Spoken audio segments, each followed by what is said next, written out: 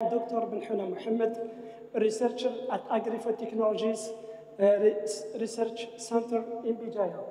It's an honor for me to present you my work titled Production, Verification, and Characterization of LIPAs from Streptomyces strain.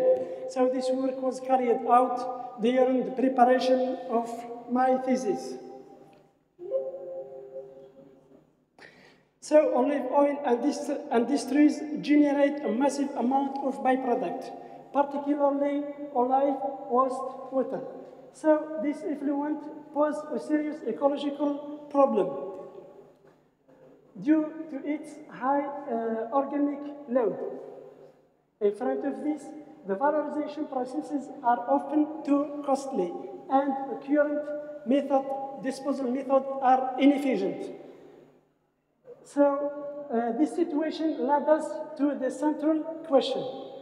Can we transform these environmental pollutants into valuable resources? So we hypothesize that the high lipid content of olive oil wastewater represents a valuable resource for the production of a high valuable compound such as lipases. So in this aimed our work. So our work was driven by three clear aims. Firstly, the use of the olive wastewater as a main substrate for fermenting by Streptomyces. Secondly, to employ a statistical model in order to optimize the culture conditions of culture condition for maximum lipase production. Thirdly, to purify and biochemical characterization of the lipase produced and to assess its industrial potential. So to quantify the lipolytic activity, we use the titration method. So it is a technique based in measurement of the amount of sodium hydroxide required to neutralize the fatty acid released from the substrate used. So beyond one factor at time optimization, we implemented box Benken design for the optimization of the lipase and to understand the complex interaction between different parameters, such as temperature, pH, incubation time, inoculum size, and initial concentration of olive wastewater, and to find the global optimum of lipase yield. After the production, so we purified the enzyme using a multi-step process involving ammonium sulfate precipitation, followed by desalting and size exclusion chromatography. After that, SDS page or electrophoresis, SDS page and zymogram were performed in order to estimate the molecular weight of the enzyme and to confirm the purity and the activity of lipase. So regarding to the characterization, the optimal temperature was determined by the incubation of the enzyme at different temperatures ranging from 20 to 70 degrees Celsius, while the thermostability was assessed by extended incubation up to 6 hours, followed by periodic sampling. The pH profile was established by using 3 buffer system covering the pH from 3 to 8. Concerning the enzyme stability in organic solvent, it was assessed against several solvents, such as benzene, butanol, toluene, etc. And metal ions effects was examined in 2 different concentrations, 10 and 20 millimole. So additionally, enzymes tolerance to inhibitor and detergent was was estimated by the exposure of the mixture for 1 hour at room temperature. So all these assays were conducted under standard lipolytic activity conditions with relative activities calculated against control measurements. So this table shows the findings of the lipase production after statistical optimization using box-Benken design. And the best activity was observed at the 15th test with 8.4 unit per ml. This is the table which shows the model validation. As you can see, the predicted value was in very agreement with experimental values, and the standard deviation was very small.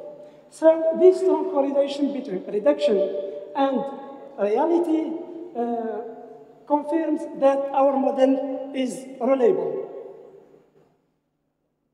This is the three-dimensional plot showing the significant interaction between K factors. So this representation allowing us to pinpoint the ideal condition for maximum production. Now we move to the purification. So this chromatogram shows the elution profile of lipase on Cefadex G25 gel, while this one represents the elution on Cefadex G150 gel. After the measurement of the absorbance and lipolytic activity, so the fractions of the main peak were collected for later use. The purification was successful, and we achieved a high level of purity. So according to this table, we could decreasing the purification from 100% to 19%, while the purification factor was increased from 1 to 80.51 times. So this step was very essential to subsequent the characterization. When the SDS page was carried out, so one single bond corresponding to the purified protein was detected in the gel at the white molecular 22 kilodalton. Unfortunately, our zymogram was unsuccessful, so potentially due to the use of an unsuitable substrate for the detection of this lipase. So to summarize the enzyme's character, it's moderately thermostable and the most active in body temperature and neutral pH.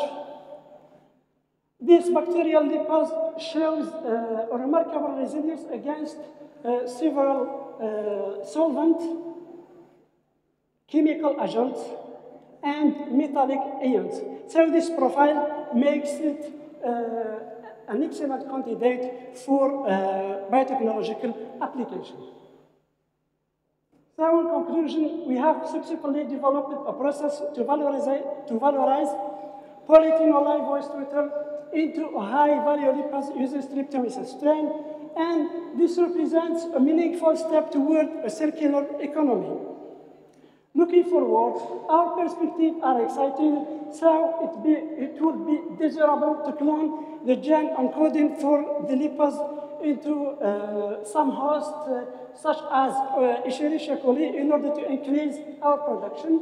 So three-dimensional modeling is suitable for the enzyme in order to understand the structure-function relationship.